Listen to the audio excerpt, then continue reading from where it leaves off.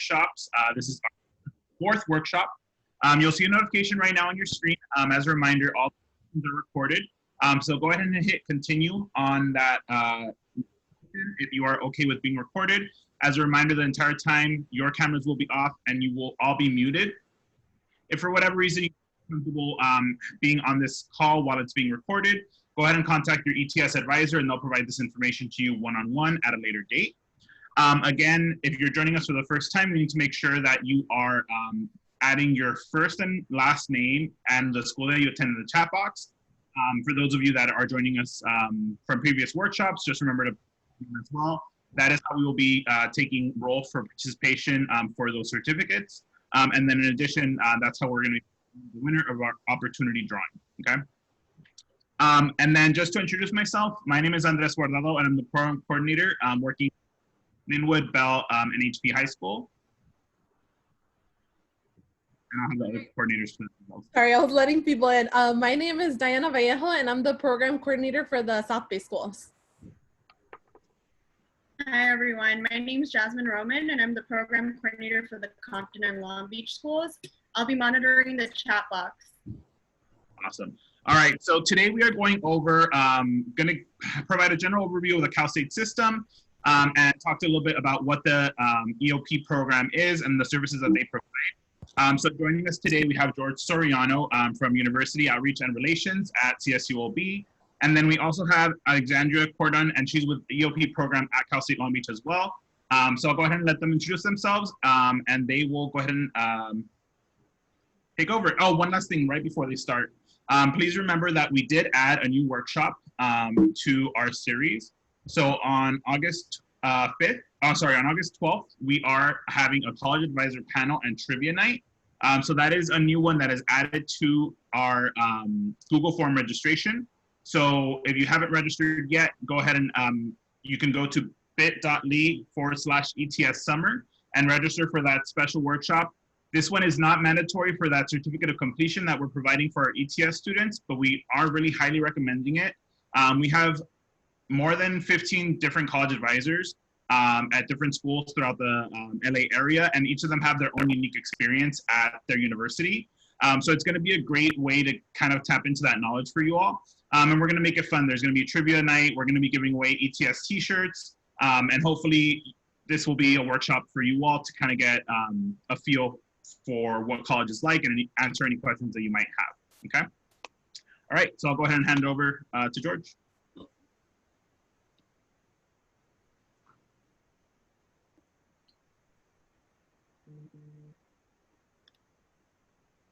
I think you're muted, George. Hi, everyone. Just pulling up my screen.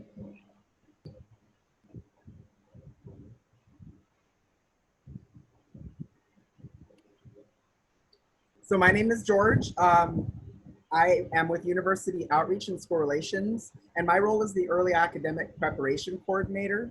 So I work with high school students like yourselves, various ages, and also with returning students, adult students who are interested in coming to Cal State Long Beach, but also students in our service area that want to go to school at any other campus. And that today is why I'm here to present to you on the entire CSU system. So yes, I'm a representative from Cal State Long Beach, but I am here today to talk to you about the 23 campus California State University system. So like I mentioned, California State University has 23 campuses. Together, that's about 482,000 students. So fun fact, that makes us the largest university system in the country and the second largest in the world after China. 3.8 million alum. That's a fantastic network. If you think about it, that's 3.8 million people that you have that instant connection with. Like, hey, I'm also made in the CSU. And what's really cool about the California State University is our commitment to our local student populations. So the 23 campuses are all over the state, and each campus has an area that they commit themselves to for admissions preference. And there are some campuses that treat the entire state of California like local. So we'll talk more about that. The CSU is definitely student-centered, and you just see here reasons why. Our class sizes at Cal State Long Beach, I know my experience, I am a Cal State Long Beach alum. My experience was that most of my classes were, like high school size. Some were actually very small. A handful were large. but the experience across the board in the CSU is moderate class sizes. Faculty office hours are also a system-wide practice. Basically, it means if you want, you can have time one-on-one with your professor. You can ask questions, get caught up, explore something that you're more interested in, ask about a future letter of recommendation. These are all things that faculty do in their office hours, which every student in the CSU has access to. A few other things there, you're going to hear from Alexandria later about EOP and what a fantastic program that is and the way it supports students, not just here at Cal State Long Beach, but across the entire system. We also have, really fun stuff like our NCAA athletics. CSULB is Division I. We have other campuses that are D1 in the system. We have Greek life and student orgs on campus. At CSULB, there's almost 400 different clubs. So that's like a really huge part of student life in the CSU system. Internships and study abroad are also really important to the CSU philosophy of being hands-on. So you're going to see and experience a lot of things like the internships and study abroad I mentioned, but also additional things like lectures, live theater, concerts, films. Yeah, really fantastic things and opportunities that students can take advantage of. We're proud of the CSU being a pathway to success for people in the state of California. You can see here half of all of the bachelor's degrees in the state come out of the California State University. You'll see a collection of people here on this slide. I just want to point out a few of them. We have here the chairman of Sony Pictures as an alumnus of Cal State Long Beach. The president of Body Glove International is a CSULB alum. And look at that. The founder and CEO of the NCRF, if you're not familiar with what National College Resources Foundation is, you've probably heard of the NCRF. And last but not least, Steven Spielberg. And I was actually just looking up Caitlin Dickerson, and she was just published last week in the New York Times with an article about the impact COVID is having on border populations. All right, so now that we've talked about some of the really exciting things about the CSU system as a whole, we want to talk a little bit about what makes each campus within the system unique from one another, right? Because we are one large system, but we are made up of 23 individual campuses. And what does that mean? So you'll see that for the different campuses, the size of the student body can vary greatly. Next year at CSULB, we expect to have a student body of about 39,000 students. But we have campuses like Cal Maritime that only have about 1,000 students or just over that. So you'll see that there's a huge variety there. The largest CSU in the system is Cal State Fullerton, and they are one of the largest universities in the country with a student body of over 41,000 students. We also have unique programs and majors. You'll find there are some majors at some CSU campuses that are not available at others. So altogether, the 23 of us have a huge variety of different programs and majors that you can choose from. And then lastly, the admission requirements do vary between campuses. And a lot of that has to do with how many applications the different campuses are receiving. And we'll talk a little bit about that too. All right, so let's talk about those majors. So I mentioned there's a huge variety in the CSU system. And because we're such a hands-on university system, you really do get ready for the workforce in a huge number of different ways. But some of the interesting ones I found that are unique to different campuses are listed here, including wildlife management at Humboldt, government journalism at Sacramento State, which is, of course, the state capital. Viticulture, that's studying winemaking and agriculture. Marine biology here at Cal State Long Beach. We are actually the only CSU to have that major. And then lastly, orthotics and prosthetics at Cal State Dominguez Hills. I don't know if any of you ever knew that that was a discipline of study that you could pursue as a bachelor's degree, but it absolutely is, and it's only offered at Cal State Dominguez Hills in the system. So let's talk a little bit about becoming ready for the CSU system and what it would take to be admitted as a freshman. So of course, we need you to graduate, right? So you will need your high school diploma or an equivalent, but most of you will just go the traditional route, which is the diploma. We've also got the California A through G requirements, and to be eligible for the CSU, you do have to complete all of the A through G requirements with a C or better. And we'll also go over what those are in detail. Next, we have something called our eligibility index. This is not this doesn't apply to our current juniors or rising seniors. So those of you who will be seniors next year and who are applying to go into college for fall of 2021, we'll actually be looking at a new set of minimum eligibility requirements for you specifically. And this, of course, is related to all of the changes that have come as a result of COVID-19. So that's why these changes are temporary and only apply to those juniors / rising seniors. I'm going to call you seniors now. Why not, right? So for the seniors in the room, pay attention to those changes that we'll be going over. But first, let's talk about the California A through G. So if you're a senior, you've probably seen this before. At least I hope you have, especially if you're in a situation like this where you're seeking support, you've probably seen this information. But for any of you might be, just learning about college for the first time, or this is your introduction, this is California A through G. It's a series of classes that you'll have to take and pass with a C or better while you're in high school to become eligible for the California public universities. You can see here for each letter category, there's a subject and there's a given number of years that you'll have to complete in that subject to satisfy that requirement. So for example, you'll see category B is for English, and we are looking for 4 years of English, which basically means in the state of California, the universities expect you to take English every single year while you're in high school and pass with a C or better. You also see here math is a little bit different. You'll see there's a gold bar at the top, right? And that gold bar is there because while math isn't required for all 4 years, to get that gold star, right, to go the extra mile, to make yourself more competitive and to be as prepared as possible, we really want you to do all 4 years of high school in the math class. You'll see a couple more gold bars here in category D. We do recommend a 3rd year of science, and in category E, we recommend a 3rd year of English, or I'm sorry, a 3rd year of languages other than English, or 3 years in the same language. So collectively, the California A through G requirements are, again, all you need to do to satisfy the minimum requirements for the CSU, but these are actually going to be particularly important for the seniors in the room. So seniors, if you haven't been as familiar with the A through G recently, take a good look here and pay very close attention to categories E, C, and D, because they will become important later.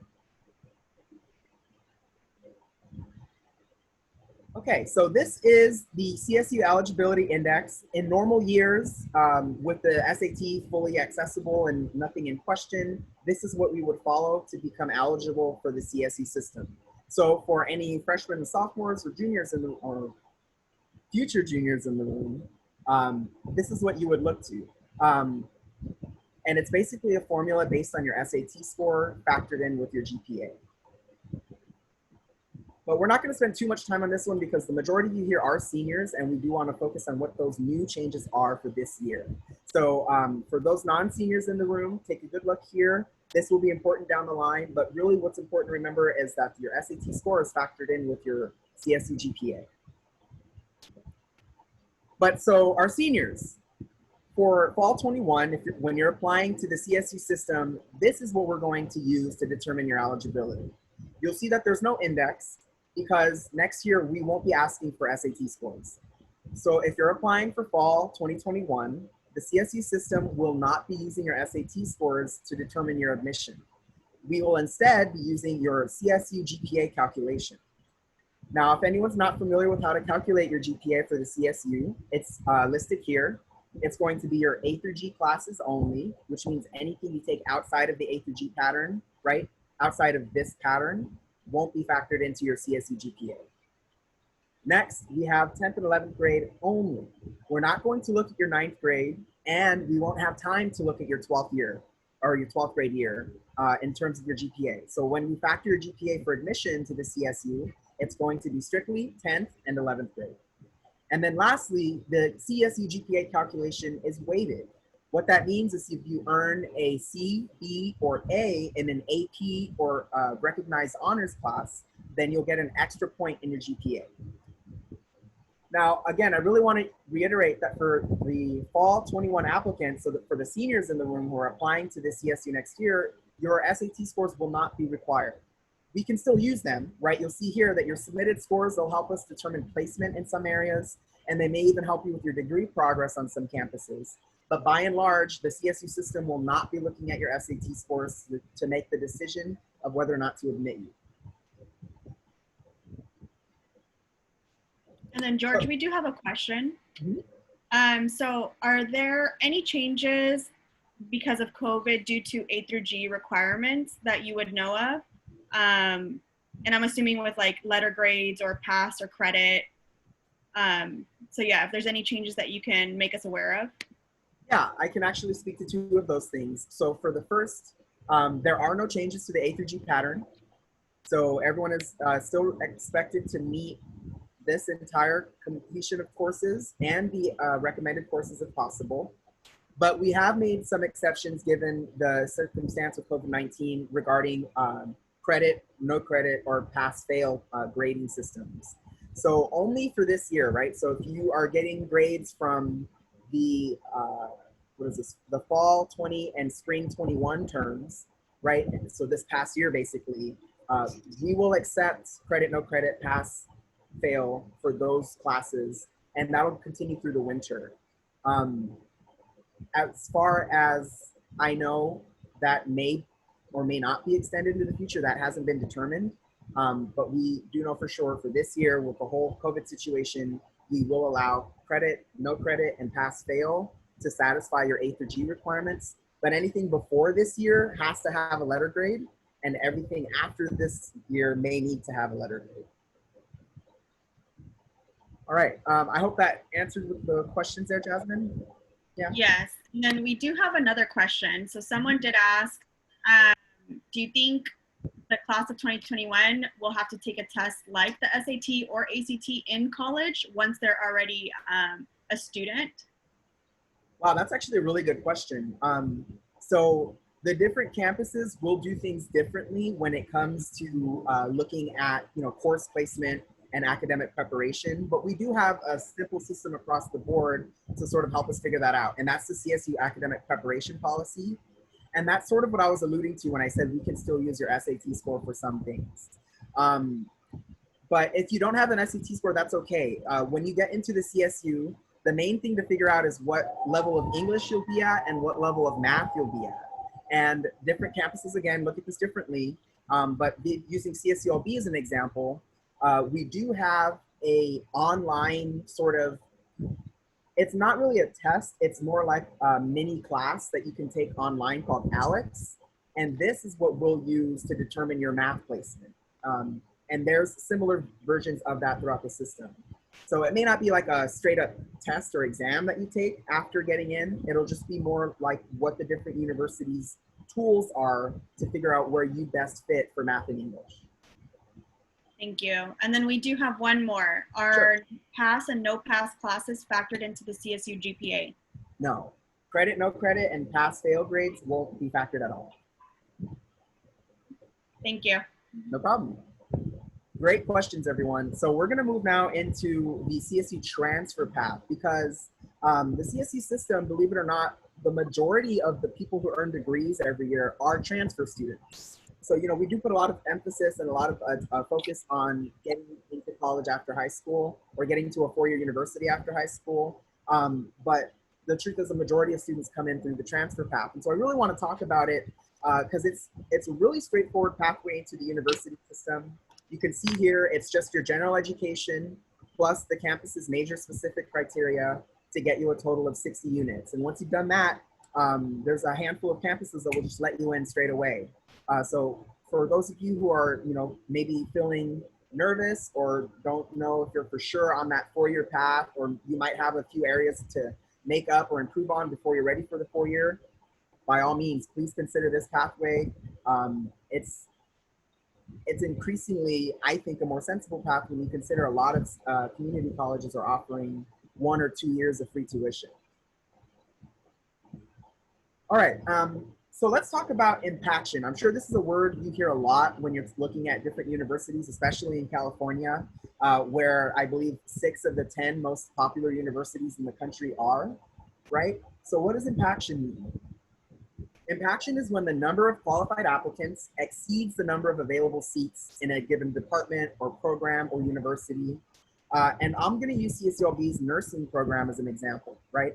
So for the nursing program at CSULB, on average, we receive about 6,000 applications a year, and we have just under 200 seats available, right?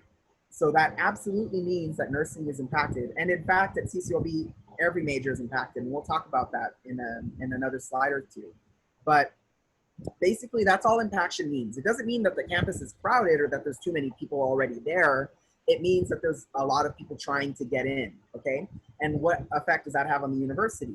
Well, impacted campuses and programs, as you see here, will sometimes have to raise admission standards to prevent overcrowding, right? If the universities left their admission standards exactly where they were and made no changes, then ultimately they'd end up admitting too many eligible students, and then you wouldn't be able to get classes or services or meet with an advisor. And that's not how we get students to graduate in 4 years. So we want plenty of room for you to breathe. We want you to get the classes you need. We want the classes to be moderately sized, and we want you to meet with advisors and with your support structures at the universities whenever you need. And so that's why we have this system here. So we do have some universities in the system that are not impacted at all. And you see them here. It's Cal State Bakersfield, CSU Dominguez Hills, San Francisco State, CSU Channel Islands, Cal Maritime, and CSU Stanislaus. These 6 universities together are basically allowing all eligible applicants from the state of California into their university.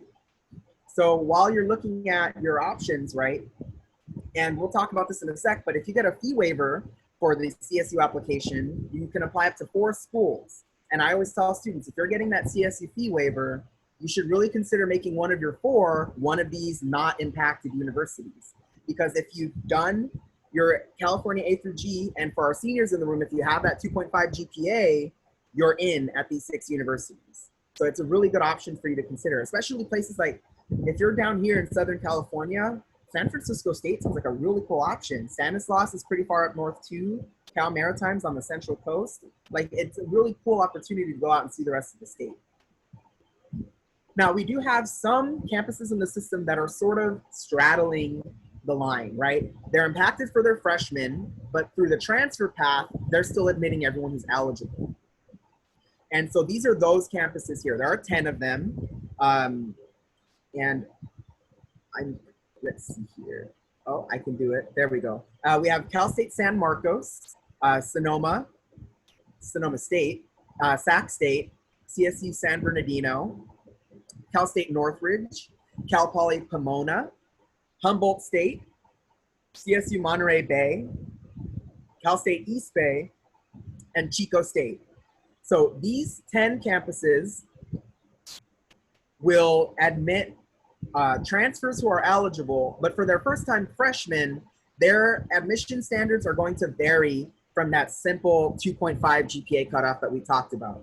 So for the seniors in the room, when you're looking at campuses, keep in mind that all of these here are going to have admission requirements that aren't going to be that simple 2.5 GPA. They might for some majors, but for others they may not. So it's important with these 10 campuses to do your research, look at the specific program that you'll be applying to, and see specifically what they have going on at that university with respect to impaction. All right, and then the next, we have our fully impacted campuses. So these are the campuses in the CSC system who is impacted in every program for both freshman and transfer. And these campuses are Fresno State, Cal State Long Beach, CSU Fullerton, Cal State LA, San Diego State, Cal Poly San Luis Obispo, and San Jose State. So with these 7 campuses, just like the previous 10, it's very important if you're applying to make sure that you understand what their admission requirements will be, especially with the changes for fall 2021. So just to do a quick review, going back to our not impacted campuses, these 6 campuses, if you are an applicant that graduated from a California high school and you're a California resident, they will admit you if you have a 2.5 CSU GPA. These campuses and these 7, you'll want to be careful to look into their requirements closely because they may differ and they may be more rigorous than the CSU minimum requirements. One thing I do want to note here is these 7 campuses, just like all of the others, do have a local admission preference. So we'll talk about the Cal State Long Beach local admission preference when we get into our admission criteria. But if you are living in an area, for example, if you're in and around Los Angeles or Orange County, then you may want to look into what the local area preference requirements are for Cal State LA or for Cal State Fullerton. We also have Dominguez Hills that's local to us, but remember, Dominguez Hills is not impacted. So if you have that 2.5 GPA, you will be admitted at CSU Dominguez Hills. All right, so the next thing we want to talk about is applying. So you know about the system, you know which universities are impacted and which ones aren't. How do you apply? So we have one single application that you can complete for all 23 campuses at calstate.edu/apply. Even though it's one application, there is a $70 application fee for each campus. But again, that can be waived. And if you do receive the fee waiver, you can apply for up to 4 campuses without paying the $70 application fee. So again, keep those not impacted campuses in mind. We also have, for this year only, this is another special thing for our seniors to remember, you have an extension on your application deadline. So, you know, every other year since we've had the application up till now, that deadline has been November 30th. But this year that falls right around the Thanksgiving holiday, and it's like the Monday after. And it basically would just be really difficult for students to get support with the application in that time frame. So for this year alone, we've extended it to December 4th. But for anyone who's not a senior in the room, that deadline is typically November 30th. All right, now if you are applying through the transfer path, we do accept applications in the spring between August 1st and August 31st. So that may be another reason for some of you to consider the transfer path, as they admit during the spring. Okay, so really quickly, I want to do a brief overview of financial aid, just to help you understand the way it works. So we take your estimated cost of attendance, and this is an official number provided by the university. So for example, CSULB has a given, I think it's something about $28,000 estimated cost of attendance, but this isn't what students actually pay. It's the figure that we use to help figure out what your financial aid should be. So what we do is we take the estimated cost of attendance, we subtract what your family is estimated to be able to contribute, and that's your financial aid offer. And your financial aid offer will be made up of these things: Pell Grants, Federal Work Study, Cal Grants, State University Grants, and your loans. So I just wanted to give you that brief overview and let you know that at Cal State Long Beach and throughout the CSU system, actually, more than 60% of students pay nothing out of pocket for tuition. So the CSU system is really good at securing aid for their students, and the students in the CSU system are very often very well taken care of with their aid options. So now let's talk about Cal State Long Beach specifically. And if you do have questions about the CSU system in general, please continue to ask them, but I'm just going to cover a few things about this Cal State Long Beach. So first thing I want to point out is we are back-to-back national champions in men's volleyball, NCAA Division I, I mentioned that, right?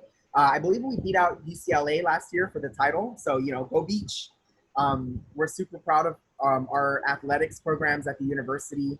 Not only do they compete well, but CSULB has actually been recognized for satisfying the NCAA Division I's academic rigorous requirements just as well as we demonstrated our team's abilities out on the field. So go Beach again. We've also got a different set of eligibility requirements for CSULB. Now, we saw earlier, right, that CSULB is one of those campuses that is fully impacted. And what that means is we have had to raise our eligibility requirements in order to maintain a campus environment where you get smaller classes, you get classes you need to graduate, and you get the services you need. And so what we have here is the same A through G requirement, right? You still got to do your A through G. That's super important. You still got to graduate, right? But we have, in normal years, we have a 3200 eligibility index that's calculated the same way that the CSU eligibility index is calculated. But seniors, again, in the room, it's a little different this year, and we're going to talk about how that's changed. But before I do that, I just want to remind everyone, if you're local to CSULB, yes, we're fully impacted, yes, we have over 100,000 applicants, but our local students are still our priority. If you satisfy these eligibility requirements and you're from one of our local high schools, you will be admitted as an undeclared student. All right, so what's changed then? So for fall 2021, the eligibility index has turned into the CSULB index because we're no longer using the general CSU eligibility index calculation. We're now using a specific new CSULB index that is unique to our campus. So you see it here on the screen. We're gonna focus first on the very top one because that's the CSULB index that I'm talking about. And you'll notice here that the SAT is nowhere to be found, right? Instead, what we have factoring your index is your CSE GPA, which we talked about earlier. That's your 10th and 11th grade A through G requirements. But then we also have this math GPA now, right? And your math GPA is going to be, and forgive me for skipping around, but I'm going to go back to that A through G chart. But your math GPA is going to be all of the classes that you have taken that are in this category, category C, right? So we're gonna go back to your high school transcripts and we're gonna look at all of your category C classes and we're gonna calculate this CSULB math GPA. And that math GPA is now gonna go part into your CSULB index. The next thing we're gonna do is gonna go back and we're gonna look now at the category B classes, right? We saw category B was your English. So all 4 classes that you've taken in category B will get factored into this English GPA. And now we have all the pieces we need to calculate this new index, right? So with this new index, fortunately, that 3,200 has stayed the same.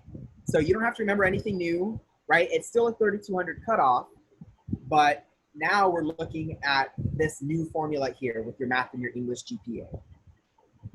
Now, everyone, no matter what major you're applying to, has to be minimally eligible by that formula.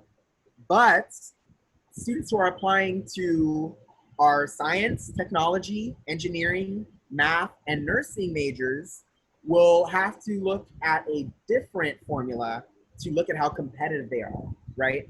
So that's this formula here. That's the CSULB STEM index, the second one on the bottom. And it's 600 times your math GPA, and that's added to 600 times your science GPA. And your science GPA, just like your math and your English GPA, I'm gonna go back to that chart one more time. Your math GPA, just like your science and, your science GPA is just like your math and English. It's all of your category D courses. And category D, you see, they do have a recommended 3rd year. And if you're looking at CSULB, that's actually the extra important, right, for that science GPA. Okay, and for that science GPA, the minimum there is a 3,600. So it is a little bit of a higher minimum, but it's a different formula. And again, that's for everyone who's applying to something like engineering or mathematics, biology, nursing, anything like that. We'll be looking at this formula for competitive rankings.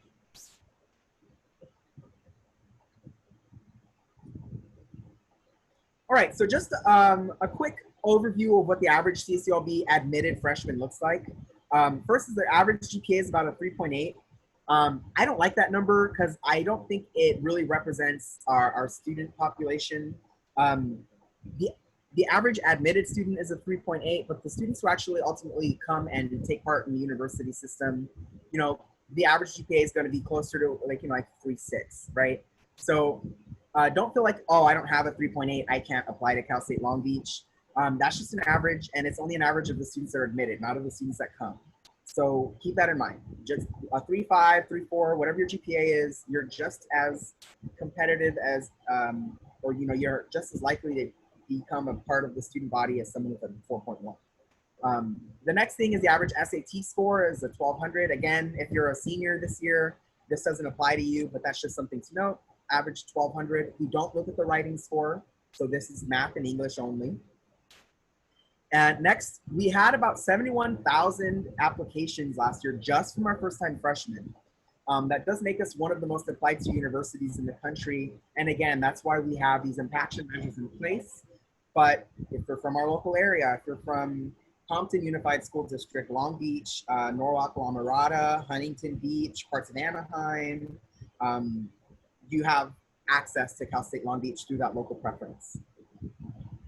And then even though, you know, like for instance, that's why I really don't like this number, right? We have a 3.8 average GPA, but you can see a 39% admit rate. So your odds are good. Don't psych yourself out and miss out on a chance to apply just because you're not like super excited about your GPA.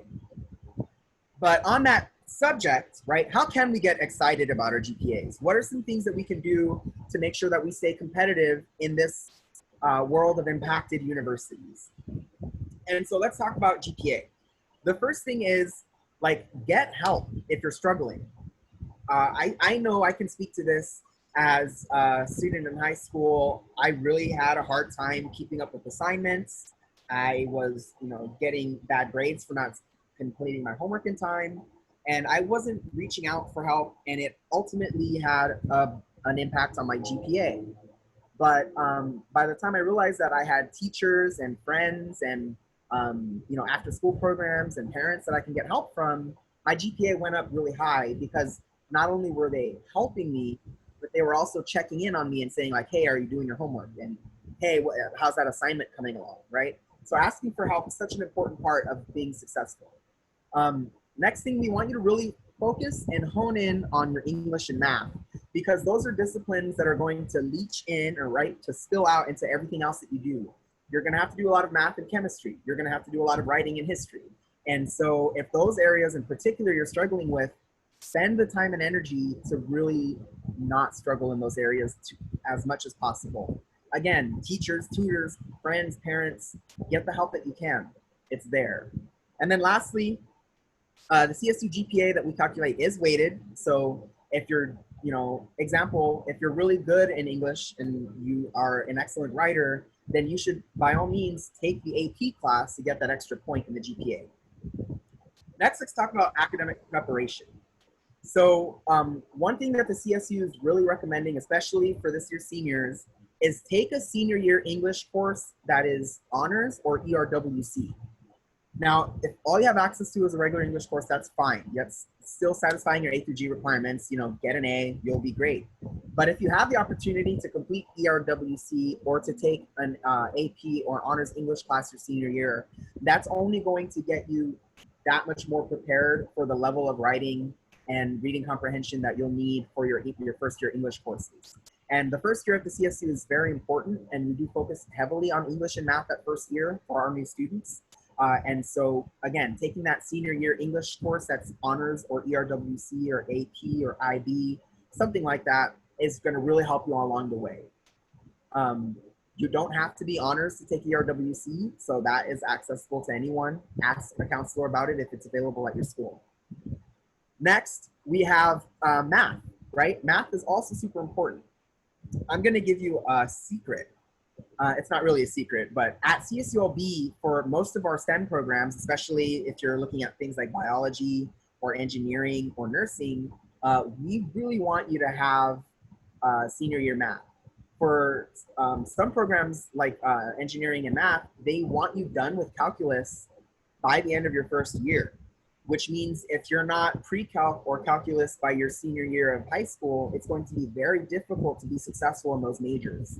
So we really want you to pay attention to what math you're taking all throughout high school, but especially your senior year. We want you, if possible, to go beyond Algebra 2 to take pre-calc or calculus. Or statistics if you're looking into majors like psychology or something like that. But again, if you're looking at STEM, calc is where it's at. And then lastly, we want you to be strategic about taking AP classes. I know I, as a high school student, got super excited about AP and just tried to take all the ones that I wanted, all the ones that were available, really. But sophomore George didn't like that. And the grades were showing, right? I took on too much. And I took AP classes that I didn't think were interesting, and that made it extra hard to be focused and engaged. So, you know, if you're, for instance, if you're not taking any AP classes, stop and think about what's one class that might be really interesting to you and that you think you might be able to do well in, because hey, you might just get an extra point there, right? And if you're taking all AP classes and you're really struggling, take a stop, take a second, and remember that a C in AP is the same thing as the B in a regular class, right? And a D in AP is a D like in a regular class. There's no extra point there. So just be strategic about it and give yourself the most opportunity for success. For CSULB, these are some more very specific to our campus. We have Bachelor's of Fine Arts programs in like graphic design, studio art, woodwork, metalworking. And for these programs, we do have a portfolio admission process, which means not only do you have to be academically eligible for the university, but you also have to pass a portfolio review by faculty at the university. And for this reason, we really try to discourage new students from applying straight into the Bachelor's of Fine Arts programs at CSULB. And instead, what we try to do is encourage you to apply as a BA in studio art. And then once you're on the campus and you're working with faculty and have access to advisors, figuring out what BFA path you want to take, and then starting to build your portfolio with our guidance and leadership. And then the last thing I want to touch on is music and dance. So I'm talking a lot about the arts because the arts at CSULB are actually kind of a big deal. We're the largest and most comprehensive public school of the arts west of the Mississippi. And two of our programs, dance and studio art, are some of the top programs in the country as far as, you know, public comprehensive universities are concerned. So we really like to make sure that students who want to get into the arts know the way to do it. And this last bit here is about the audition process. So if you're looking at music or dance, you will be, again, you'll need to be academically eligible, but once they've seen that you've passed that mark, right, then you'll be invited to audition for faculty, and they'll make the ultimate admission decision based on your performance there. They do give you information about, you know, what pieces to prepare and how long it should be and things like that. So you just really want to make sure to review the website for whichever department you're applying to make sure you're not missing any important parts of the admission process. But that's it from me. If you have any more questions, please reach out to our team. We're at outreach@csulb.edu. You can also find us on the website at csulb.edu/outreach. All right, do we have any questions? Yeah, so we just have a couple of questions. Someone did ask about building their portfolio. Are there any ways or any kind of hints or strategies that you might be able to share with them as far as how to start building your portfolio, especially if you're a freshman in high school? Oh, well, if you're a freshman in high school, wow, what a fun time, right? You have 4 years to work on a portfolio before you start applying to universities. I would say if you, for instance, know someone who's currently studying art at a university or something like that, ask, you know, just see what their personal experience has been. They might have some really good advice for you. I know I'm more of a performance art, right? Like I did theater at Cal State Long Beach, so I don't know too much about building a portfolio personally, but I know I would ask. And at CSULB, like I mentioned, we really want to work with students as they're building their portfolio and getting ready to apply for the BFA. So, I mean, you can ask them too, right, once you're there. But before that, friends, family, and like YouTube, right? I know whenever I want to learn something new, and the first place I go is just kind of like looking it up on YouTube, watching a handful of videos, and then I can get a better sense of what I really don't know. Any other questions? Yes. So someone asked, which math would be better to take if you want to pursue a major in nursing? Would you recommend calculus or AP statistics? So that's a good question, and it actually is going to vary, right? Some campuses, their nursing programs might have an early statistics requirement, or their campus may allow your AP stats exam to cover some of your requirements for their nursing program. But at other campuses, it might be the opposite, right? It might be with calculus, right? They'll have a calculus requirement, or they'll only take your AP Calc test for that. So my recommendation would be to sort of first figure out what CSU or what university you're applying to, and then just go straight to that department specific website. Go to the, you know, Cal State Fullerton nursing site, or go to the CSULB nursing webpage, and they're going to be very specific about what they're looking for. And if they're not, you can still figure it out by looking at their graduation requirements or their degree progress. So you can take a look there and see, are there more statistics requirements or are there more calculus requirements? And that's going to give you the answer to your question. And that's true for any, not just nursing, but for any program, right? Check out the engineering department at your university of choice or the biology department and see what it is exactly they're looking for. It may not help you get admitted more easily, but it'll definitely help you graduate faster, which everybody wants to do, right? And then we have, what happens if I don't meet the A through G requirements? Am I automatically rejected from a CSU campus? Unfortunately, yes. So I'm not going to say rejected, but basically your application isn't reviewed any further than you submitted it. And the reason for that is, you know, I mentioned we have 482,000 students, right? I didn't mention that the CSU system gets over 1 million applications a year. And with over 1 million people trying to get into the different universities, it's just so difficult for us to look at special cases or like to, you know, drill into the details about how they'll be admitted. And so we really have to just follow the strict eligibility standard of complete A through G, C or better in every class, with some exceptions for our COVID students. Okay, and then we have, would statistics be a good class to take for business, specifically accounting?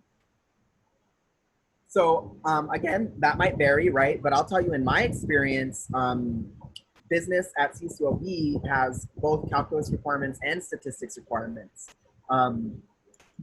But I know for certain that there are some classes in business that can be covered if you take AP Calculus and you pass the exam your senior year of high school, right? Because that's the other thing to think about is if you're taking calculus at a high school, you're probably taking AP.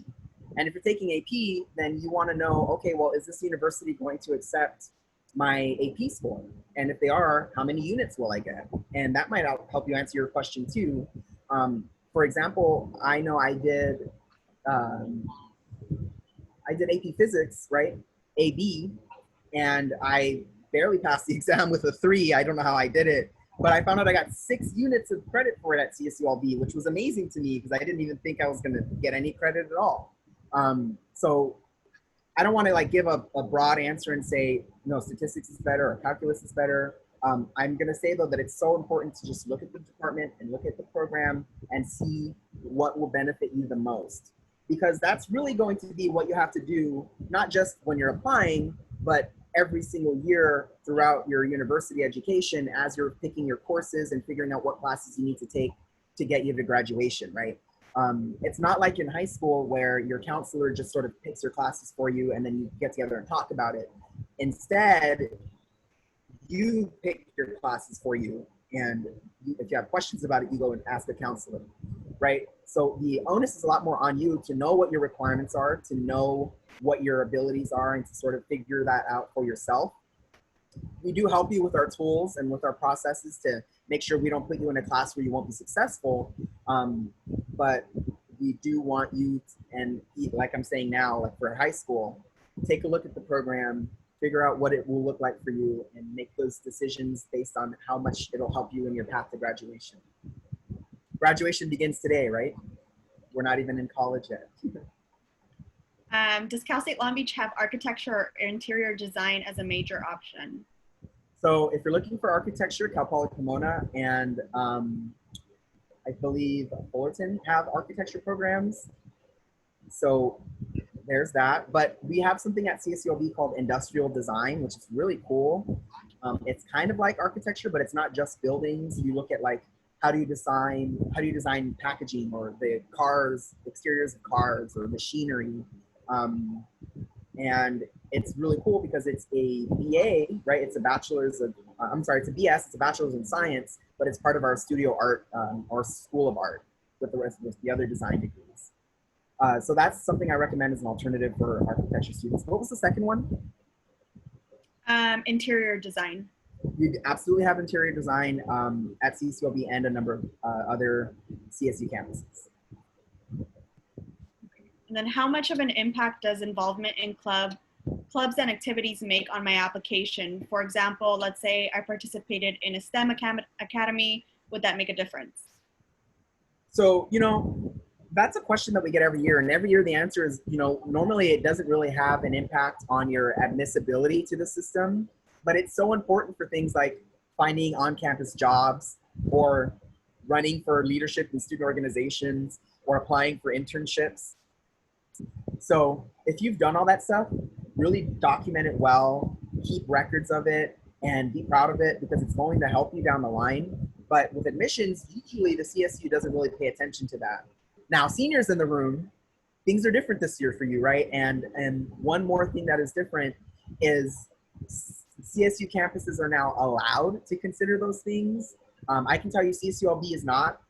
We're using that formula I showed you, and that's it. That's over here, right? But some CSU campuses may look into those things as well. So when you're looking at your campuses and choosing which campuses you want to apply to, make sure you look at their admission requirements as well for this year, because some may be looking at that now. They may want information about it, and it'll be helpful for you to have.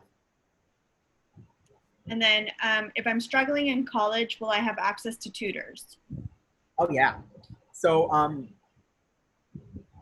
I was a student at CCLB. I graduated from there, and that's where I work. That's why I'm using it in so many of the examples.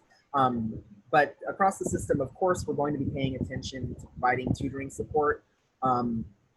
When we talk about EOP next, like that's part of what they do for you across the system. But there's a ton of other departments and programs that will do the same. At CSULB, we have an office called the Learning Assistance Center. I'm sorry, the Learning Resource Center. That's just a bunch of tutors for all the different departments there to help you out. My personal favorite sort of tutoring resource is something called supplemental instruction. This is also system-wide. It's an extra class that you can take. It's 1 unit. So if you're in California resident, that's free, doesn't cost you anything. And it's basically a tutoring course. So the one I did, business calculus, right? I took business calculus while I was at CSULB, and I was scared. I, for one, am not a mathematician. My major was Chinese studies. My minor was theater arts. I don't know what I was doing taking business calculus. Don't ask me. But I did, and I was nervous. And so I looked into this supplemental instruction thing, and I loved it. It was basically, I went to my business calc class twice a week, or 3 times a week. And then I went to this class twice a week, and the tutor there helped us with our homework. He had aced the class before, so he knew what he was talking about. He was in communication with the faculty, so he was able to like look at exams and things and give us, you know, specific help related to that. And then on top of that, we got free one-on-one tutoring with the class leader throughout the week. So it was just an amazing opportunity for me. So if any of you are ever nervous about taking like a science class or a math class, you know it's required, but you're nervous about it, supplemental instruction. And then you mentioned nursing is impacted at CSULB.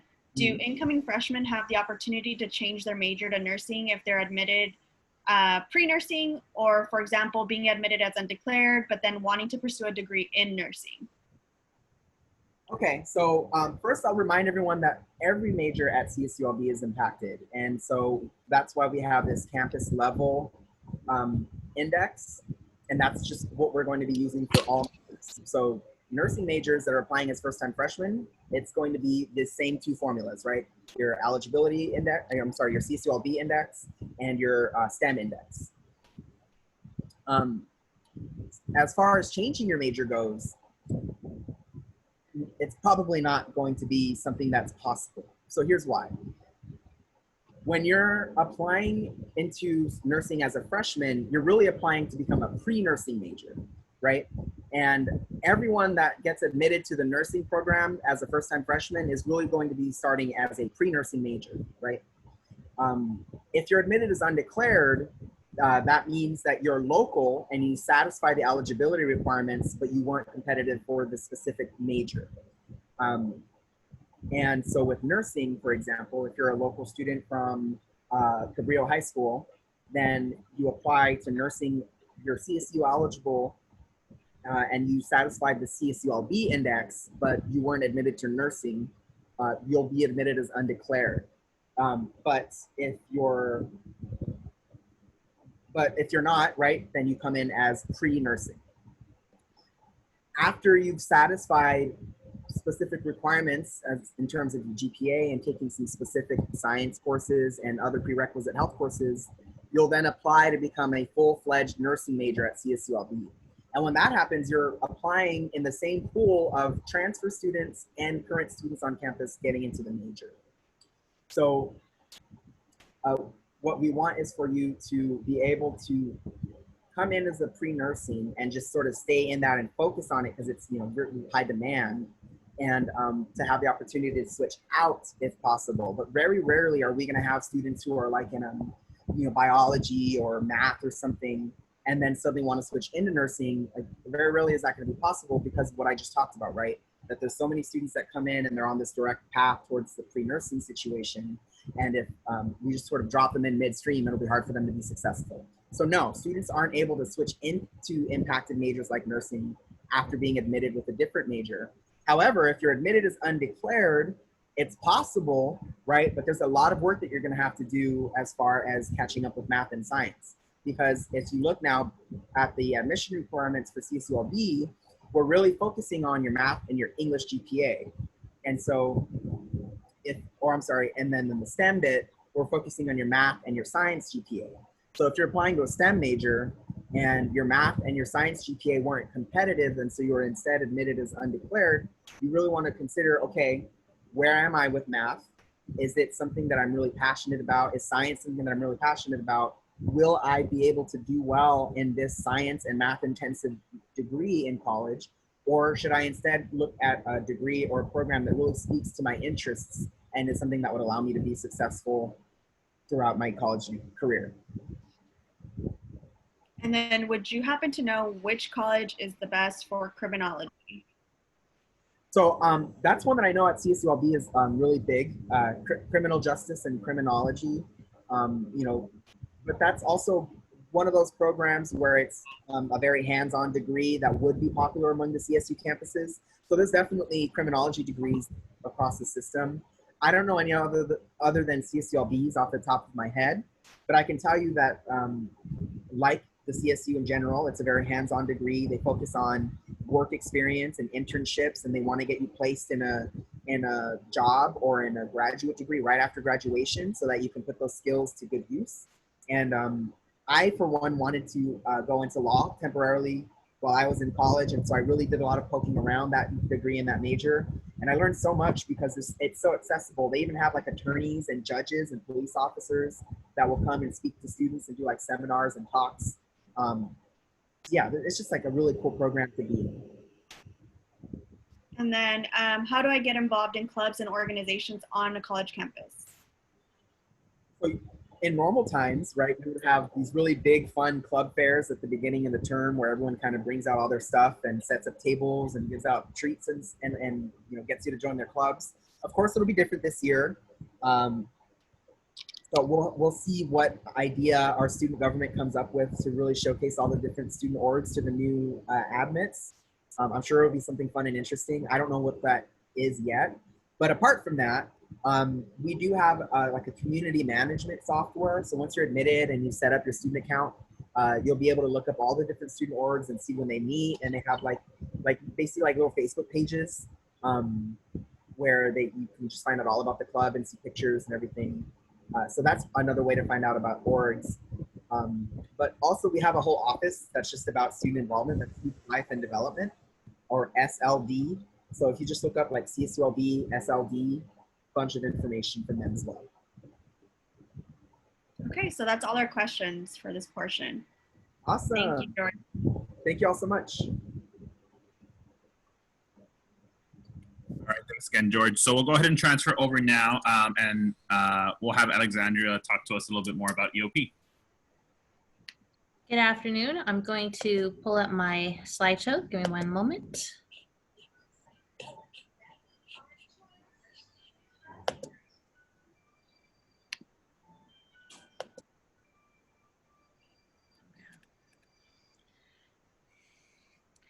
Good afternoon, everyone. I'm Alexandria Cordone, and I'm with the Educational Opportunity Program at Cal State CSU Long Beach. I'm the Senior Associate Director, and I coordinate the outreach and admissions programs for EOP at CSU Long Beach. Today in my presentation, I'm going to be going over our services. So what can you expect from EOP if you applied and got into our program? I'm also going to be going over the eligibility requirements and application process. And so our mission of our program is to serve underrepresented, historically low income, first generation students. As I move on with the program, with a presentation, we will explain what that is, what that means. But our services range from academic support services like one-on-one advising and tutoring and financial aid counseling. And we also have other academic support services such as, when we are in person mode again, computer lab services, and then other types of engagement that are done through workshops and interaction with students. So our main goal is to give help access to higher education by informing students about our program and also getting them to understand the application process. And then also once at CSULB to give them resources to help them move towards graduation. So we work with students, each small cohort of students each year, and currently the total number of students that we have in the program range around a little over 2,000 students. Okay. Our services are academic and financial aid advising, tutoring, laptop loan program, computer lab. We have a summer bridge program. Currently, we are not doing a residential or commuter or transfer bridge as we have known in the past. Currently, our summer bridge program is all virtual, and we are currently in the middle of that at the moment. We have a EOP student organization, and we provide enrichment workshops. And I think one of the biggest draws of our program is we also have an EOP grant that's administered through your financial aid distribution. So you have to qualify for that with your income. So if your need is at a certain point, you may be able to get this grant by being but you have to be part of our program, and then we tell financially you're in our program, and then you're invited to see if you will receive that grant. So our application process, and I think I'd also like to just share that EOP, first of all, has been around for 50 years. Last year we celebrated our 50 years with being established as a program in the CSU system. So we are in every CSU campus. So all 23 campuses have an EOP program.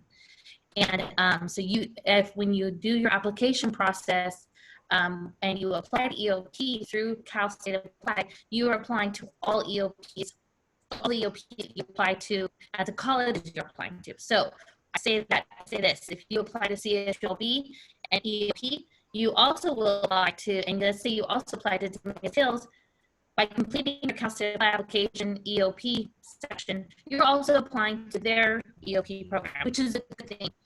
You want to be considered for EOP at every campus that you apply to in this process. So our application is found in the Cal State Apply application. So it's the same application you're using to apply to the CSUs. And our application is found under quadrant 3. And I'm going to show you a screenshot of what the beginning part of the application looks like in a minute.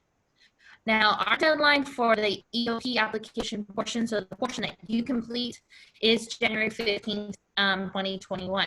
So for fall 2021, you have until January 15th to complete your application. And so that's the written portion, the things that you provide, information you provide about you. 2 recommendation forms are also due as part of our application. And these are people that can speak on your behalf about your academic potential, about your motivation to succeed in college.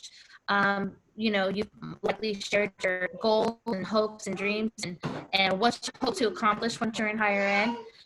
So these are the kind of people that can speak on that. So that would be teachers, counselors, maybe a principal. It could be a mentor, say you're part of a community group. It could be a mentor, and that's fine, someone that's in the community. But if that's the case, we also would think it'd be a good idea to have at least a teacher or counselor to also speak on your behalf because they know about your academic performance as well. Let me see here.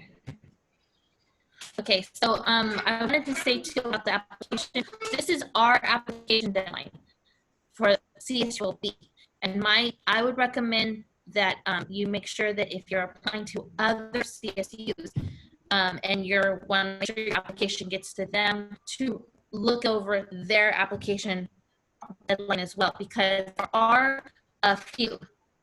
Across the board, we generally follow this deadline time. But there are a few EOPs, the other Cal States, that follow a shorter deadline period. Like some Cal States, the EOP application is due when the CSU application is due. So if you think, okay, I want to make sure I'm going to go to San Bernardino, apply to San Bernardino and Cal State Long Beach, I would recommend especially San Bernardino, because I know their deadline is shorter than ours. So maybe you're thinking, well, the CSU application is due on the now December 4th, and January 15th is like, you know, several months after that. And it's, how will I get into my application after I need to finish my EOP application? Well, the answer is, once you say that you are interested in applying to EOP, after you've submitted your CSU application by the deadline, December 4th, then after that period, you can still go back into with your login information and finish your EOP application. So you don't have to finish by the CSU deadline, although, you know what, it couldn't hurt to just have it done. I would recommend that, but I know that some students, they get a little stressed towards that time period, and then they say, oh, I haven't finished it, I won't get into EOP. If it's for us, you have until January 15th. But it's always a practice to just, honestly, if you can complete it by the CSU deadline, and then you know you finished. And then you just need to make sure you check into recommenders to make sure they receive the request online for a letter of recommendation, and that then they will complete it by the deadline of January 31st. So what's important about this, and that's why I have the final bullet here, is when you are selecting your recommenders, you should check in with them first and say, look, I would like you to be my recommender, and because they have also likely done this before, and they might have the, sorry,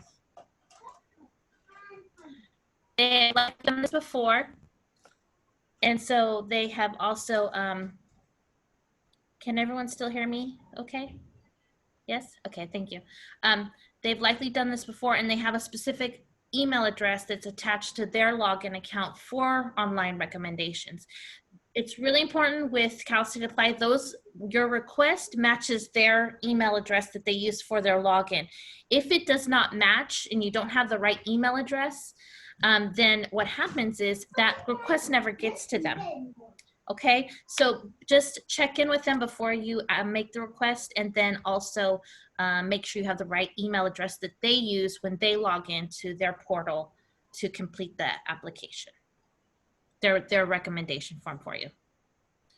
So this screenshot is what it looks like when you, on Cal State Apply, when you go into the quadrant 3, okay? So this is the first thing you will see, and so students will see the quadrant 3 you selected, and then I'll say for undergraduate students, and it'll say, do you wish to apply to EOP?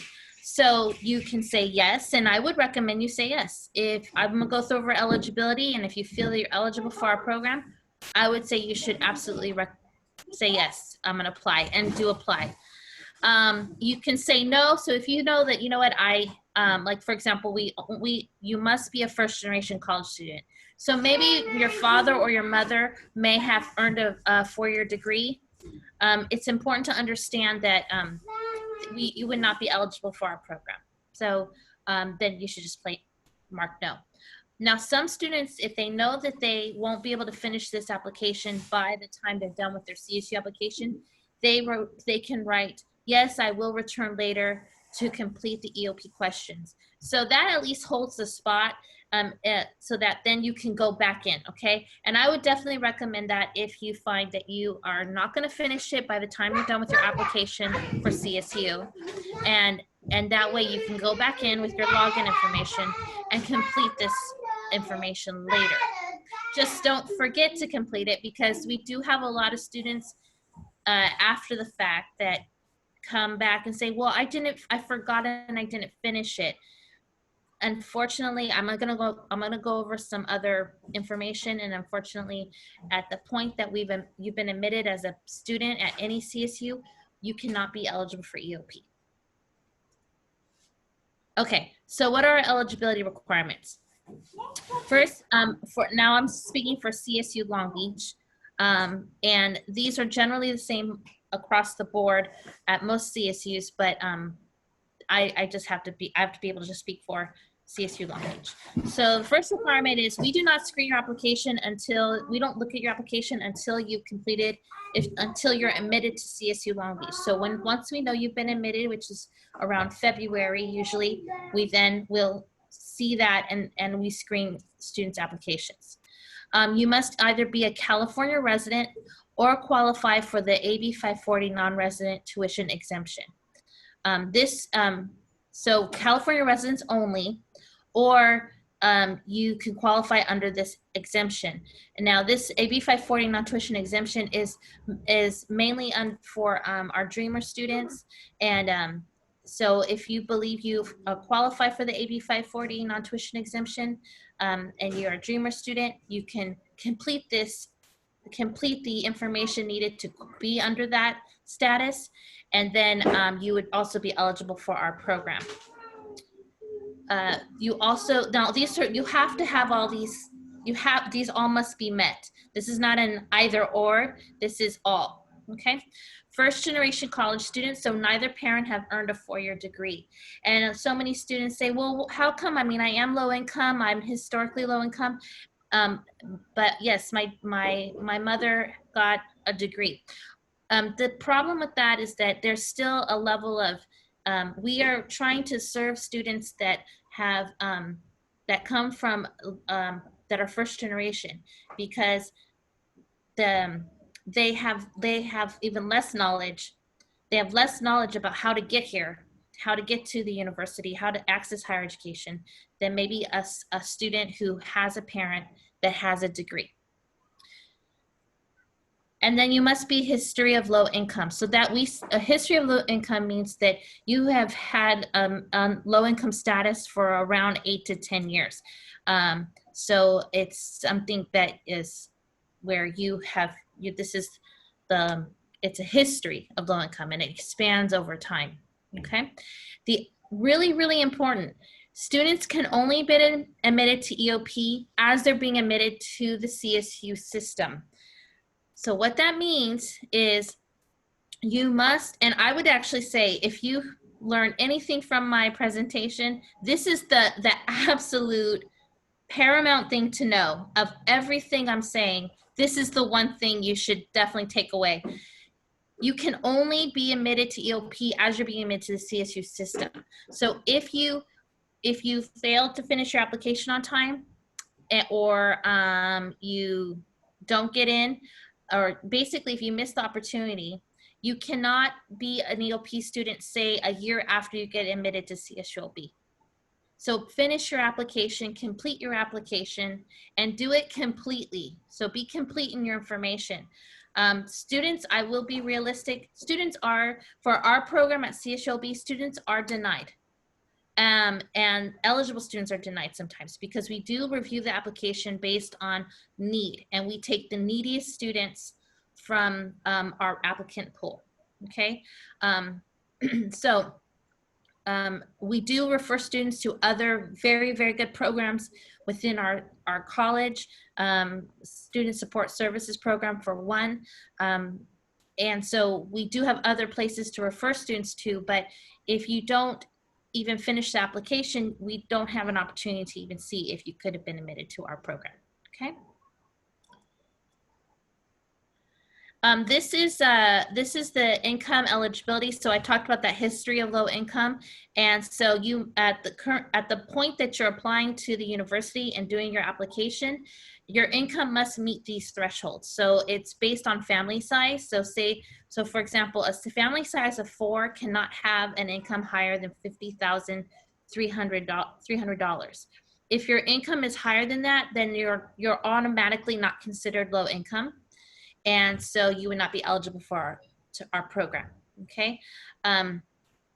So this is the eligibility income chart from last year's application cycle. Currently, we do not have the updated one for next year, for the next cycle, but this is generally, it only goes up a little bit. It changes just a little bit each year. So if you were to look at this right now, you could kind of judge whether or not you know that you're, if you know your family size and you know your family's income, or even can estimate that, you're likely to be able to judge if you would qualify for our program. But just know, I want to say this is not accurate for the upcoming cycle. We just don't have that information yet. Okay, need information about EOP. So all our application information, deadlines are available on our website. I'm going to get to that information in a minute. So all the basic deadline information you need, the chart I just showed, the eligibility requirements, the process, it's all right there. So go to our website and you will find those details. Okay. Now, if you've gone there, or you're struggling with some specifics, these are some things you might want to get in touch with us for. We do provide EOP outreach, high school outreach workshops, and this upcoming fall, we will be doing them via Zoom. So if you wanted to know more about what upcoming workshops we might be providing, and you want to talk with one of our outreach counselors, then you email us and we can get those details to you. For the AB 540 non-tuition exemption and EOP application process, we do have a specific person in our office or in our department that, I gotta stop saying in our office because we're not in our office, in our department that that specifically helps students go through the application process for the AB 540 non-tuition exemption. It's that this process that I keep speaking about for Dreamer students, that is something you file with enrollment services at our university. It's not something we even do. It's not in our office. It's not in our department. But we work with them, and we could liaise with you for if you apply to that process and then say you have questions. Oneida Santana specifically works with students one-on-one and can find out information or answer questions. He's very knowledgeable and help you get through that qualifying process. And then also we can share with you your EOP status, and we would let you know, like, oh, okay, so you're initiated your application with enrollment services. Now we can at least process your application on our end as well, and she can communicate that with you. And you're gonna get their information in a second. So if, let's say you can't remember, or you're not able to get information, especially about your parents, lack of information about your parents, because we do, on our EOP application, we do ask 5 biographical questions. We also ask about your parents' income and their family size and their jobs. And so if you can't access that information, you can email our office, our department, and you can, we can kind of consult and let you know how to answer those questions on the application. And we can also make a note of it in our own files that, perhaps you didn't, like perhaps one of the parents is not in the picture. We can make a note of that in the application on our end, on our files specifically, okay?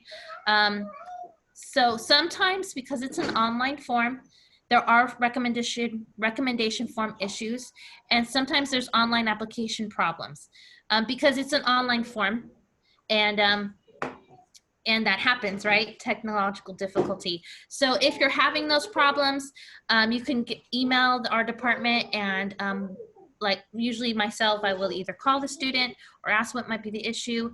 And first, it allows us to know what's happening. So maybe you're not trying to deliberately not meet the deadline, but also it helps us to maybe troubleshoot with you. I mean, we've been working with the application for a few years now, so we kind of know a few things, but also we might be able to even call the liaison and see if we can help you, help them help you, you know, like so that they get it right. And then also you can email us if you at any point you would like to check your status of your application. We do deny students. I mentioned that we can only bring in a certain amount of students each year. And if students don't complete their EOP application, they're automatically denied at some point. And the main thing I normally get is, I didn't even know my application wasn't done. Why didn't anybody tell me? The thing is that we receive thousands of eligible complete applications each year, and then we receive even 1,000 more or plus more of just applications and general interest. We cannot, we will not let you know you're not complete, but we will tell you if you call us or you email us, we will let you know if you ask, but we will not automatically reach out and tell you that your application is incomplete. So it's very important. If you want to know your status, just email our department and we will let you know. So this is our contact information. The email address I think is probably the most important right now. Please send any inquiries for EOP admissions at csulb.edu. That is our phone number and you're free to call it. We check voicemails. We check voicemails every day, and we usually say it takes about 48 hours to reply to a voicemail. So you can call the number, leave a voicemail if you like, and we will reply back. But an email is much quicker. So our director of our program is Eduardo Leyva. Art Medina is our access and retention advisor. So he does the main portion of outreach, especially for high school students. So he knows a lot about the admissions process and especially the EOP admissions process. Jane Fuji is our administrative services coordinator. She provides academic support for our applications. And then as I said before, Oneida Santana is the outreach admissions coordinator as well. And she helps support our process, but also she does specifically work with foster youth students. So students that are foster youth present or out of that system as well. And she can help answer any questions you might have. And she's also works with AB 540, the students that file for that AB 540 non-tuition exemption. So she's very knowledgeable about the process and has a lot of information to give. And she's in contact with enrollment services. I believe those are all I'm gonna leave my contact information. So if any students want to take a picture of that. And then I am Alexandria Cordone. If you have any general questions about our EOP application process, you can always ask for me. The way we like to do it is this email address that you see right here. You email that email address and ask for one of us specifically, and it will get to us. I am ready for questions if there are any. So we don't have any questions. I did share the link for EOP. In case there's any more information that students would like to visit, they can visit the website. And we do have your information jotted down as well. That way any students can reach out. Okay, well, I then thank you, and thank you for your attention. And good luck to the seniors that are applying for the fall 2021. And if I can just end with a little bit of advice, if I might be obliged, might that be okay? Yes, please. Okay, thank you. Okay, so for anyone, freshmen especially, sophomores, even the juniors, right now, I know this is not like, your learning environment is way different than you had ever anticipated in your whole life, right? But more than ever, drill down into those academics and get the very, very, very best grade that you can get. Now, if that grade's a C, then so be it. But try to really push yourselves to really get the A's and the B's that you need, especially in those A through G requirements, the science, the math. If you've done the minimum requirement for math, take another math if you think you can. But really, really work hard on those grades. because that's the measurement here to get into the CSU. So I'm not trying to step on George's piece, because he's the expert on this, but I just want to say that. And then also to listen to the people. I agree. Thank you, George. Listen also to the people here in Talent Search that are here to help you. Listen to the advice they give you. Go to the workshops that they're providing, and ask for help in the application process. And if you're a freshman, sophomore, or junior, and you think you need help with a certain class, reach out to them so they can get you the resources and the help and mentor you through this high school and then into the college process. Because I know this is not what you anticipated, but you know what? You stick with it and don't give up. Thank you. Alexandria, so we actually have a couple of questions that came up right now. Oh, so if my family does not meet eligibility for low income, are there other programs similar to EOP that I can apply for? Actually, thank you. I'm sorry, I forgot to mention this, but yes, there are in CSULB and throughout the CSU, most of the ed equity programs that are at our school at CSULB are translated into at the CSU system throughout the 23 campuses. I mentioned Student Support Services Program, SSSP. You know what's great about their program is if students, like this question here, is not mainly historically low income, but maybe you are part of an underrepresented community, or maybe you are your parents don't have degrees. So maybe you are high income, but both your parents don't have degrees, so you're first generation still. They take either or. So they are an either or eligibility process.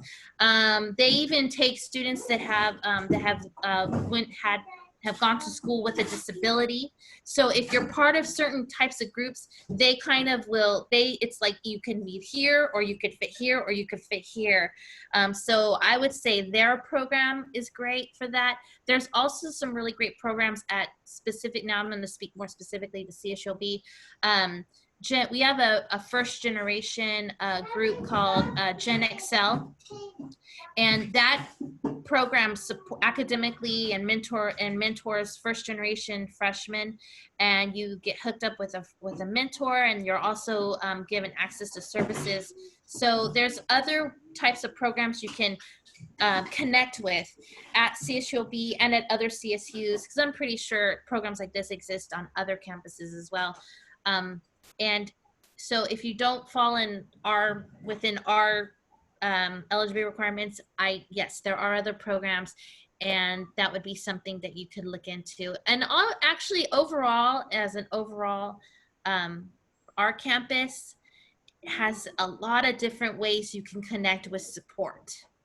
I mean, I think I'm not just the only one that knows, feels that, but there's SSSP, there's Gen Excel, there's other types of support programs that you can connect with that help you throughout your time at Cal State Long Beach or at another CSU. So.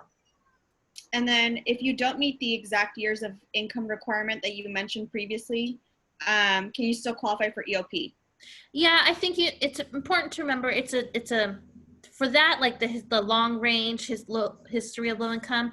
I mean, for us, we're looking at that. And so if it's not exactly 8 years, if it's 7 or 6, yeah, I mean, and if it's pervasive, I mean, if you've had a history of low income for the last 6 years, yeah, I think the point I'm trying to make with that one is that, hold on really quickly. Sorry, everybody. If I don't change this, my daughter is going to scream. Okay. It's not a matter of we were doing really well. Like I was high income, or I was above that threshold that I mentioned before. And then maybe there was something happened. And so for the last year, I've been low income. That's not really what we're looking at. So as long as there's a string of years where it's been a history of low income, yes, that's acceptable. But we do look up to 8 to 10 years. Okay, and then if my recommender doesn't submit their recommendation by the deadline, Will I receive an extension to find another recommender? I think that that's done on a case-by-case basis at my campus, so with me. So I'm going to only speak to my campus at this point. So every single CSU is at the EOP campus is different. But if you contact me with enough time, it can't be February. I need it before the deadline. If you communicate with me, especially now more than ever, I'm within this pandemic that we're dealing with. Yes, if you communicate with enough time before the deadline that there's been an issue and you're trying to sort it out, what we normally do is make a note of that, and hopefully you're given a little more time and we can kind of, but that's in communication with myself. I would say the best advice for that is to just communicate specifically with me. If it's okay, I'm gonna type my information in the chat box after this, my specific email. And so I would say you want to email me specifically for that. Thank you. So those are all the questions that we have for now. We did have another question related to ETS readers. So if you were part of our last session, we did talk about PIQs and that we have reader specialists, ETS readers, who are available to our ETS students. If you'd like someone to review your EOP questions or responses, please reach out to your advisor and they can help you with that information. Alexandria did just put in her email, so if you have a question related to EOP specifically at Cal State Long Beach, then go ahead and jot down her email. It's in the chat box and you can ask her. Before we move on, we do have a couple of staff members who would like to share their experience being part of EOP. So we'll have Andres and Sydney, who were both part of EOP, actually at the UC system, share their experience, and then we'll have Diana Vallejo, the coordinator, share her experience at Cal State Dominguez Hills, part of the EOP program. And if you can also follow Beach Access LB on Instagram, you get updates. Thank you, George, for that. So, Andres, if you guys are ready, go ahead and share your experience.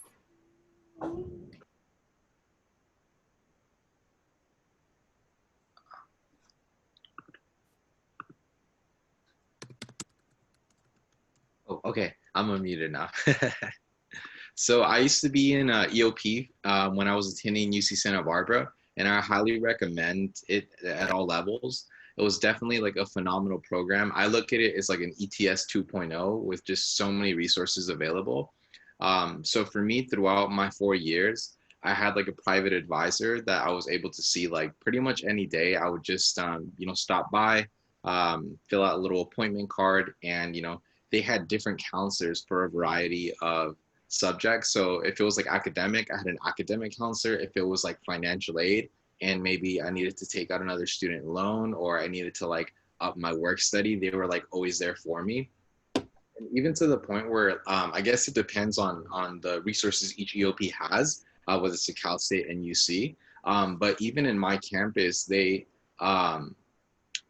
essentially reimbursed students for like healthcare things related to like going to the dentist. It was pretty extensive, not only academic. So I definitely encourage you guys that, for those of you who are applying to EOP and get accepted, to really ask those questions of like what is available. So that way you are aware of it and you take full advantage of it. I know as well, like my senior year, right before I graduated, my counselor let me know that if I applied to graduate school and I needed to take any form of exams, like a GRE, etc., it was completely covered by EOP, which is really cool. And like kind of as a parting gift, which I thought was really awesome on behalf of UC Santa Barbara EOP, I attended these financial aid essentially workshops. And as a reward for attending these workshops, I was like given a $300 like, it was essentially for academic purposes, but you just had to write an essay on like what you learned. So you literally, it's life skills that you're going to carry with you way past just your time at the university. But there's just like so many opportunities, and like I said, I just encourage each and every one of you guys that when you do get to that level, ask like what is available, what can I do, so you're aware of it, and if it's applicable, by all means take advantage of those resources. But they're super kind, super compassionate, And, you know, they really do, I think you're able to resonate with the experiences because a lot of the staff members are first generation themselves. You know, they're, you know, people of color, you know, diversity everywhere. So I thought I felt very at home.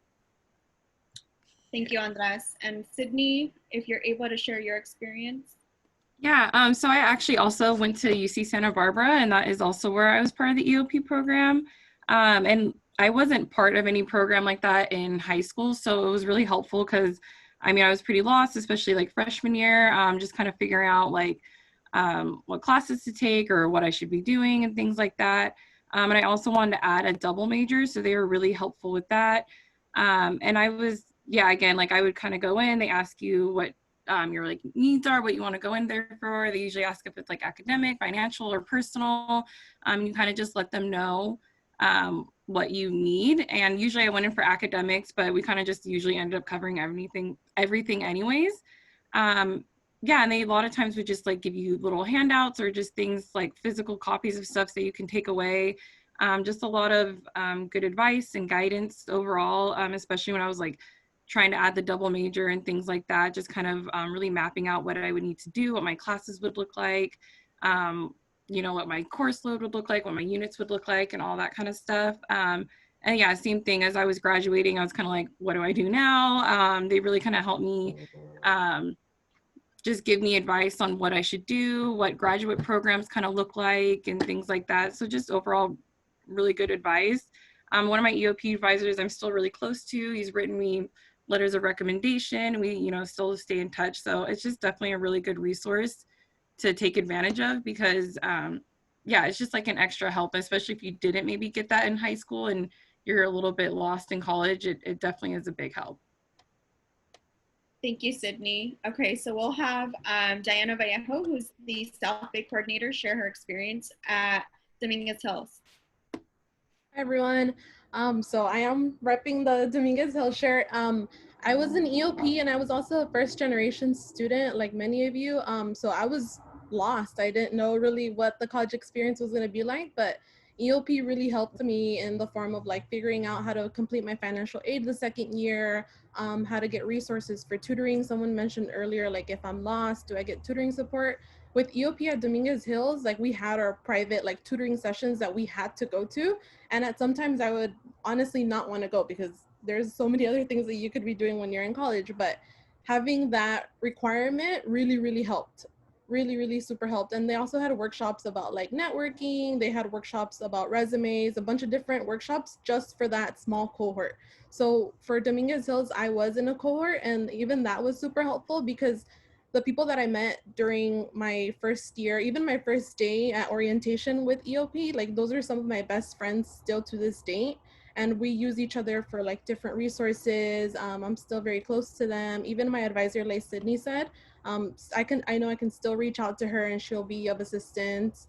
Also with financial aid, like I mentioned, you do have to fill it out every year. So they do have someone that helps you with financial aid. And then even with printing, I know that maybe at the schools it's free, but if you're a part of EOP, like the printing comes through like very helpful because each page is about 10 cents, and that's something that we don't think about when we're in high school. So you basically have to pay for everything when you're in college, and EOP helps you with a lot of those things. So it's just an overall really good experience, and I would recommend it to anybody that has the opportunity to apply. Thank you. And then Alexandria, I know we have a question. How will EOP offer services when campus will be closed? So how are you offering virtual services? What can our students look forward to being part of the program if they are admitted? Sorry, I think you were muted. Yes. Okay. Yes. So we are offering services. We are offering tutoring services, advising services, financial aid services. The only service right now that we are not offering as campus is closed, or not closed, it's close to in-person contact, is computer lab services. That's the only service we're not offering. So for academic advising and financial aid counseling, students will make an appointment via our online appointment system, and then you select online, or you can also select a phone appointment. And then when you select an online appointment, you are given a Zoom link later on by the counselor. So you'll receive a message a day later about your Zoom link. And then you will go online on Zoom just like this, but just you and the counselor. And then you'll receive your counseling for advising and for financial aid advising as well via Zoom. Tutoring services, we are also providing, it's through Zoom, but it's in a drop-in process. So instead of getting an appointment, we're going to be issuing like a link on our website, and then students will click on that, and then there's like a bunch of rooms, like the math room and the English room and a science room. So we offer, just like Diana said, we offer our own in-house tutoring, and you would just go into those rooms and the tutor would be there, and you can ask them any questions you'd like, depending, and then they go ahead and explain it and there'll be certain hours for that. And then we have laptop loan and calculator loan programs. So we have scientific calculators, business calculators, and laptops. And that is still in process. You would email our EOP at CSUOB email address, which is different than the admissions one, and then request to borrow something, and then our director will be in touch with you, and they work out how you would pick that up. And it's usually one specific day a week you would get that. And I believe we're still working out details, but we are giving we used to have just 3 days, but I think we're going to be extending that at least like a week or 2 weeks. So for laptops, we'll have more details to come, and all of this gets advertised on our website, so you can know everything. But yes, all of our services are still being offered online right now via Zoom. We are still doing our workshops as well, and we are having engagement type activities online as well. It's not the same, and we miss our students, and we would love to just have them in our office. And we used to also, I forgot to say this part, but we feed you guys a lot at our campus at CSUOB EOP. We have nacho day and pizza day, and then just like it's a Wednesday, so come and have something, you know. So, but when we get back in our office, we will continue that as well. And then George, if we still have you on, we actually have a question regarding double majors that you could help answer possibly. Yeah, go ahead. Okay, so someone asked, what is a double major? How much longer does it take? And does your minor have to be related in the same field? Can you explain some more about double majoring? He's muted. Hi, sorry. So for double majoring, what it means to be a double major is that you are going to complete the degree requirements for 2 different programs, right? So I actually started out double majoring. I didn't end up finishing both majors, but I was originally double majoring in Chinese studies and theater arts, right? So what that would mean is that in order to complete both degrees, I still have to satisfy the requirements for both programs, but I could still graduate if I wanted, if I only completed one of the 2 degrees. When you graduate, you're not going to get 2 separate, you know, CSULB degrees. You're going to get 1 degree that says you finished you satisfactorily completed the requirements for this program and this program, right? So that's something else to think about. Yeah, and you know, students often just choose to double major either because they have, you know, really major interest in both areas, or maybe they are pursuing a career where they would need skills in both areas. One example might be if you want to become a video game designer, right? Maybe you'll double major in creative writing and graphic design. And that's something that you can consider, but the other question was how much time does it have, right? And that's a really good question to think about, because if you choose 2 majors that are very different, like the 2 I described, right, graphic design and creative writing, then you might find yourself taking a lot longer to graduate than if you pick very similar majors like chemical engineering and chemistry. Thank you, George. Okay, so that's all the questions that we have in the chat box. I'll go ahead and switch over to Andres, the Linwood and LA coordinator right now. All right, y'all. So I want to give a special thank you again to George and Alexandra for joining us today. I think this was super helpful session. I know that most of our students do end up applying to Cal States, and every single one of you all, we do encourage you to apply to EOP as well. So hopefully you guys took some notes. If you guys have questions, make sure to ask your advisor for some more information. I do want to remind you guys that next week we do have our private and common app workshop. So that'll be July 29th at the same time from 3 to 5. Hopefully you've already registered for that. And if not, again, you can always find our information at our registration information at our bit.ly link, bit.ly/ETS summer. We do have our winner for our opportunity drawing. Today it is Ashley Jimenez from Bell High School. Congratulations, we'll be emailing your gift card. And then again, if you haven't registered for that August 12 workshop, that is going to be the advisor panel and Kahoot. Go ahead and follow our link again, bit.ly/ETS summer to register for that one. As a reminder, that's the only way Zoom link in order to attend that session. And for those of you who haven't already requested information on how to join ETS, remember you can always look at our Instagram accounts, which are in the chat right now, or our email or website, again, in the chat, in order to get an application. For those of you who have already requested information on joining, we did mail out some applications, so make sure that you're keeping an eye in the mail for those. We did get 2 back already, so that's awesome. As soon as you guys get those, please make sure to contact us. If you have any questions about how to fill out that application or how to send it back or anything like that, there's contact information on the application itself, or you can always reach out through our social media pages or through our email, okay? All right, well, thank you all so much. Enjoy the rest of your evening, and I will see you all hopefully next week.